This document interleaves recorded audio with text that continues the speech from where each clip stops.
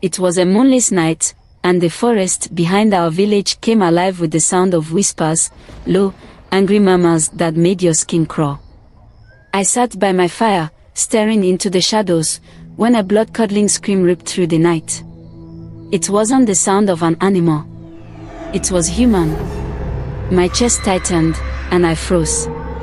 Something was coming. Something terrible. Her name was Kina. She was the most beautiful woman in our village, everyone said so. Her skin glowed like the sun, and her smile could stop wars. But Kina had a habit. A bad one. She loved to talk about her husband, Juru. "Have you seen how hard my Juru works?" she'd say, loud enough for everyone in the market to hear. "He doesn't laze around like Ndoi or scheme like Boru. He's a real man." The other women would nod, but their smiles didn't reach their eyes. I saw it. I always watched. I never spoke much, but I knew things. Strange things. One day, as Kina boasted, I caught Boru's wife, Awino, staring at her with an odd expression. Her face was pale, her lips trembling. She opened her mouth to speak but stopped herself. That was when I felt it, the chill in the air. Something was wrong. That night, I heard voices outside my hut. Low, harsh tones like secrets being carried by the wind. I peered through the window and saw them, men from the village. They weren't carrying tools or food. No. They had masks. Wooden masks with hollow eyes and jagged teeth. They disappeared into the forest. I couldn't sleep. The scream from a week ago still haunted me. So, I followed. Deep in the forest, there was a clearing I had never seen before. A fire burned in the center, and the men stood around it, chanting in a language I didn't understand. In the middle of the circle lay something, or someone, wrapped in cloth. My stomach twisted. I was about to turn back when I saw him. Boru. His face looked different in the firelight. His eyes gleamed, and his smile was wide, too wide. Then he raised a knife. No! A scream burst out before I could stop it. It wasn't mine. It was Kina's. She had followed, too.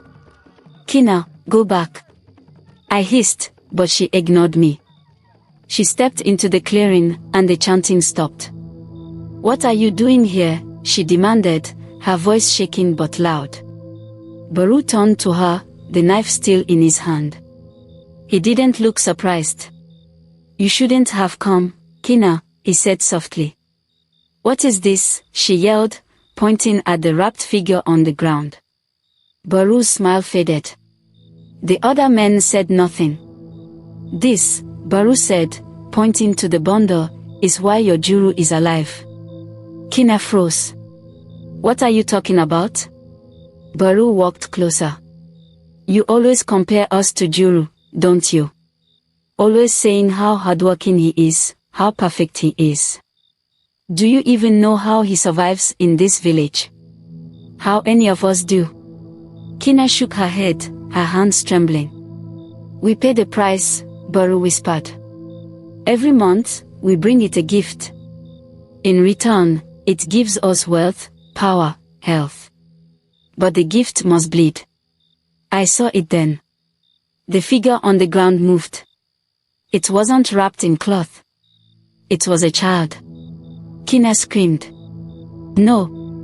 No, Juru wouldn't do this," she cried, falling to her knees. Boru laughed, but it wasn't a kind laugh. "Ask him yourself." I turned, and my blood went cold. Juru was standing behind her, wearing a mask like the others. "Kina," he said, his voice hollow. "You shouldn't be here." Kina looked up at him, tears streaming down her face. "Tell me it's not true. Tell me you're not part of this."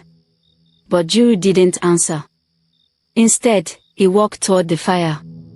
I couldn't stay. I couldn't watch.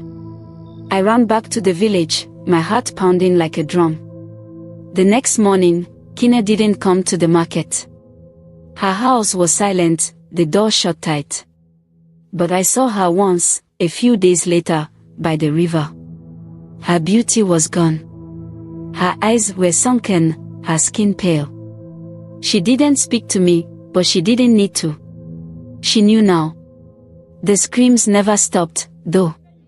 Every month, they came from the forest.